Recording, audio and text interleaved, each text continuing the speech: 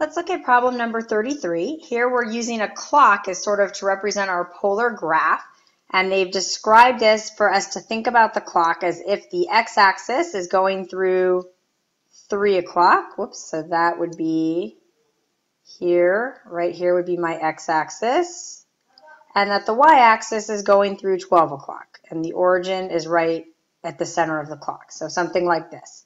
And then we've also said that the hour hand is going to be 7 centimeters long, the minute hand is going to be 8 centimeters long, and we're considering 1 o'clock.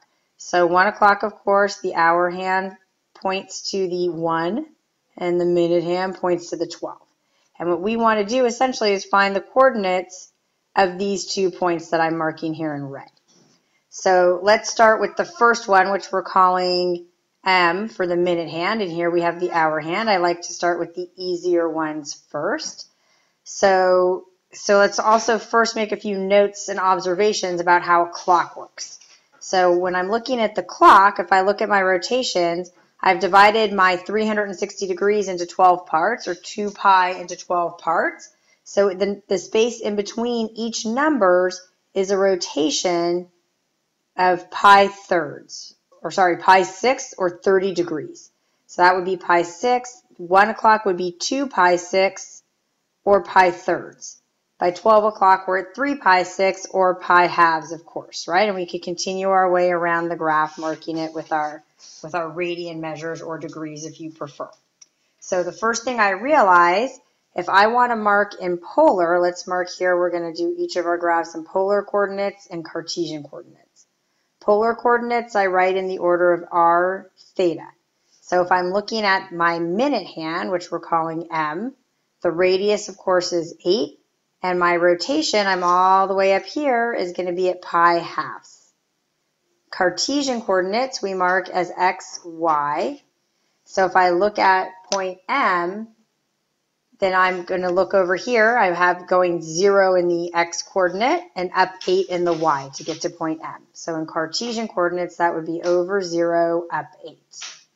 Now if I wanted to look at the hour hand, which is at 1 o'clock, so we called that point H, I noticed that in this case, the radius is 7, because they told me that the hour hand was 7 centimeters long.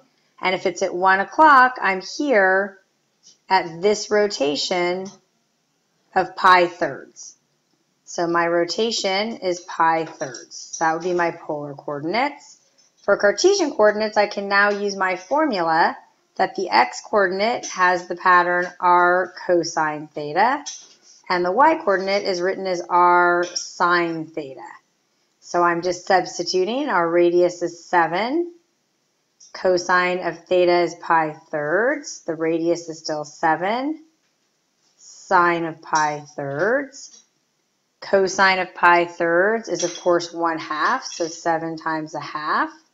And the sine of pi thirds is rad 3 over 2, so 7 times rad 3 over 2. And then they asked us to put our final answer. Let's see if I can get back up a little bit there.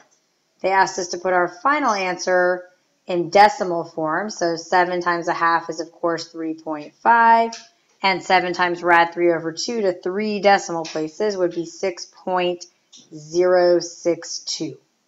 So our final answer is that the minute hand in polar coordinates was 8 pi halves, and in Cartesian coordinates was 0,8, right? So this was polar, and this was Cartesian. And then our hour hand, H, had polar coordinates 7 pi thirds, because a radius of 7, and we rotated 60 degrees, or pi thirds radians, to get to 1. And then using our formulas that we just did above, in Cartesian coordinates, that was 3.5, 6.062. So here's our final answers right here, highlighted in yellow.